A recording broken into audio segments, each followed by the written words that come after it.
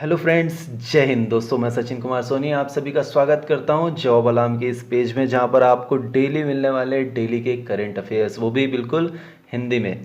दोस्तों, बात करते हैं आज के पहले करंट अफेयर्स के बारे में। तो दोस्तों, जर्मनी में चली दुनिया की पहली हाइड्रोजन ट्रेन, जो कि डीजल ट्रेनों की जगह वहाँ पर लेने वाली है। दोस्तों, बेसिकली इसका क्वेश्चन कुछ इस प्रकार से आ सकता है कि कौन से देश में दुनिया की पहली हाइड्रोजन ट्रेन चली है जो डीजल ट्रेनों को रिप्लेस कर देगी। तो हाइड्रोजन से चलने वाला जो पहला यात्री ट्रेन है दोस्तों, बेसिकली वो जर्मनी के राज्य लोअर सैक्सोनी में लॉन्च कर दिया गया है। 4 साल पहले इसका परीक्षण शुरू हुआ था। समाचार एजेंसी सिन्हुआ ने बुधवार को लोअर सैक्सोनी LNVZ के स्थानीय परिवहन प्राधिकरण के हवाले से कहा कि फ्रांसीसी निर्माता एल्स्टकॉम की बनाई हाइड्रोजन ईंधन सेल ड्राइव वाली 14 ट्रेनें डीजल ट्रेनों की जगह लेगी। तो नई ट्रेनों में से 5 पहले से ही परिचालन में हैं, जबकि अन्य इस साल के अंत तक चलने वाली है। तो देखते हैं दोस्तों, दूसरा अपडेट क्या है। तो दूसरा अपडेट कुछ इस प्रकार से है कि इजरायली जो खुफिया एजेंसी है मोसाद, उसका जिम्मा अब एक महिला संभालेगी। तो इस बारे में बात करते हैं। तो ये क्वेश्चन किस प्रकार से आ सकता है कि ऐसी कौन सी खुफिया एजेंसी है मोसाद जिसका जिम्मा संभालेगी एक महिला? तो इजराइल का है।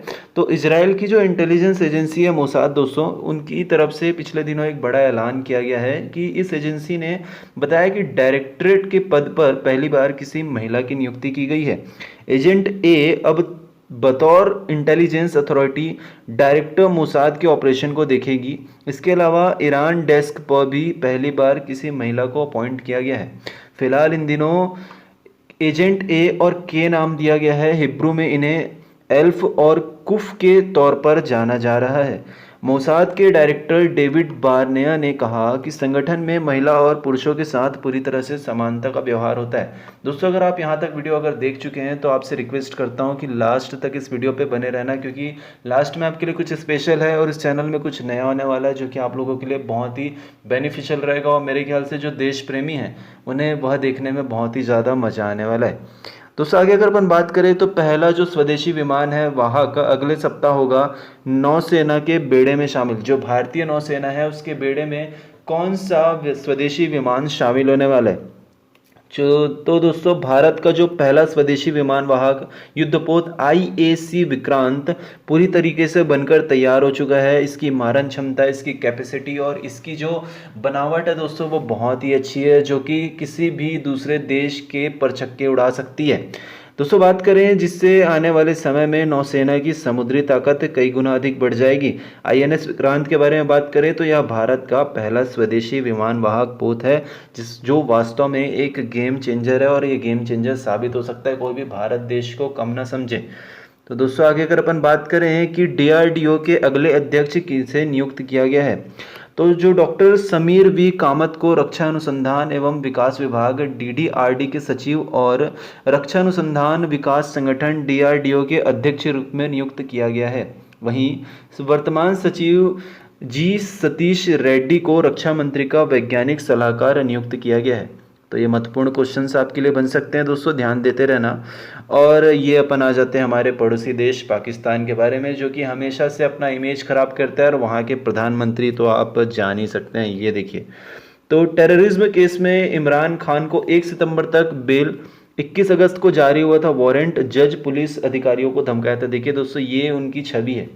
और यहाँ के भी कुछ होते हैं जो घर के भेदी होते हैं, जो पाकिस्तान का समर्थन करते हैं। उन्हें तो पता नहीं दोस्तों उनके साथ क्या करना चाहिए। बहरहाल अपन आगे बात करते हैं कि पाकिस्तान के पूर्व प्रधानमंत्री इमरान खान को टेररिज्म के मामले में 1 सितंबर तक अंतरिम जमानत मिल गई है। बच्चा समझ के उसे छोड़ दिया गया है, यानी 1 सितंबर तक उनकी गिरफ्तारी पर रोक लगा दी गई है। एक रैली में महिला जज और पुलिस अधिकारियों को धमकी देने को लेकर खान के खिलाफ आतंकवाद का मामला दर्ज किया गया था।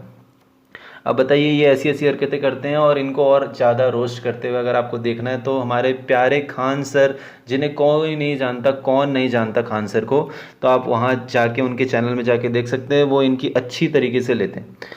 तो दोस्तों, आगे अगर अपन बात करें कि फिल्म मेकर सावन कुमार जी का निधन हो चुका है, जो कि 86 साल के डायरेक्टर थे।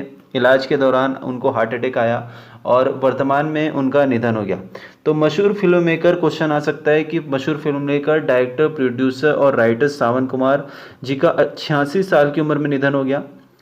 तो ये सावन कुमार टाक जी हैं जिनका निधन 86 साल की उम्र में हो गया। दोस्तों आगे अगर अपन बात करें कि ईशा आउटरीच ने कावेरी घाटी में वृक्ष आधारित कृषि को बढ़ावा देने के लिए कौन सी सरकार के साथ हाथ मिलाया है, तो कर्नाटक सरकार के साथ में ईशा आउटरीच ने कावेरी कॉलिंग अभियान के दायरे में आने वाले और कावेरी घाटी के जिलों में राज्य सरकार की विभिन्न कृषि वानिकी प्रोत्साहन योजनाओं के बीच तालमेल बनाने तथा मिलकर काम करने के उद्देश्य से एक समझौता पर ज्ञापन हस्ताक्षर किया है।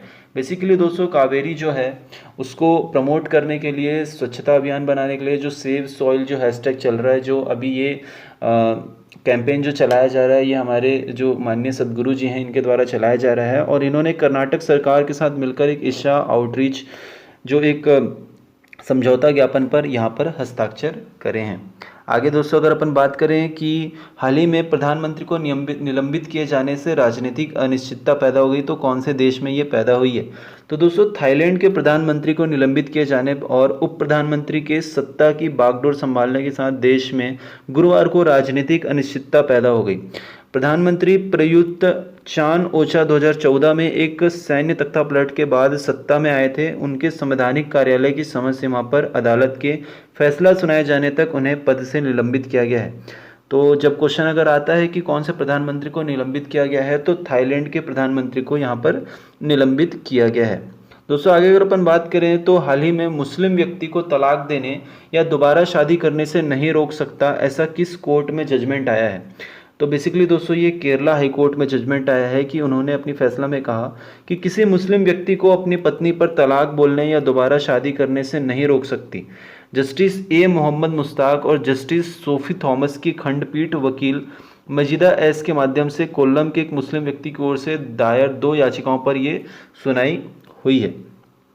आगे दोस्तों अगर अपन बात करें कि हाल ही में 2015 कोटकपुरा फायरिंग मामले में सुखबीर बादल को एसआईटी ने तलब कर दिया गया। तो ये बेसिकली दोस्तों गुरु ग्रंथ साहिब की जो 2015 कोटकपुरा गोलीबारी मामले में जो जांच हो रही थी, इसमें एसआईटी ने तत्कालीन पूर्व उप मुख्यमंत्री और शिरोमणि अकाली दल के वर्तमान अध्यक्ष सुखबीर सिंह बादल जी को 30 अगस्त तक तलब कर दिया है।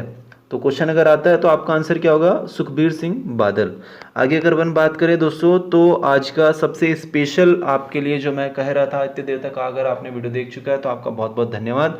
और आज है दोस्तों 26 अगस्त 2022, हमारे अंतर्राष्ट्रीय महिला दिवस है। हमारे देश में बहुत सी ऐसी महिलाएं हुई हैं दोस्तों, जैसे कि महारानी लक्ष्मीबाई, रानी दुर्गावती, माँ पन्नाधाय, बहुत सी ऐसी महिलाएं हुई हैं दोस्तों। बहुत सी वीरांगनाएं को इस देश ने जन्म दिया है और उन्होंने अपना प्राण का बलिदान दे दिया, अपने आप को न्यौछावर कर दिया इस देश को आज़ाद करने के लिए। तो हमारा दिल से सलाम है। हम चाहते हैं दोस्तों कि इस देश में जो महिलाओं के साथ जो हो रहा है वो बिल्कुल भी ऐसी बेकार सी घटनाएं ना हो और हम उनका सम्मान करें, उनको देवी समझें, माँ दुर्गा की तरह उनको समझें, उनको पूजें। इसी से ये देश आगे बढ़ सकता है दोस्तों। नारी तू ही नारायणी के साथ मैं आपके साथ दोस्तों आपसे अलविदा लेता हूँ। और अगर ये आपको पसंद आया तो इसे प्लीज़ शेयर करें। इस चैनल में आपको जॉब की अपडेट के साथ में करंट अफेयर्स, और आज मैं दोस्तों ये आपसे कमिट करता हूँ कि जो देश की जितने भी वीरांगनाएँ थी जिनके बारे में शायद देश के बच्चों को, देश के लोगों को नहीं पता है, उनसे रिलेटेड मैं वीडियो पोस्ट करूँगा और आप तक पहुंचाऊंगा। इसी के साथ दोस्तों मैं आपसे अलविदा लेता हूं। जय हिंद, वंदे मातरम, इंकलाब जिंदाबाद, भारत माता की जय।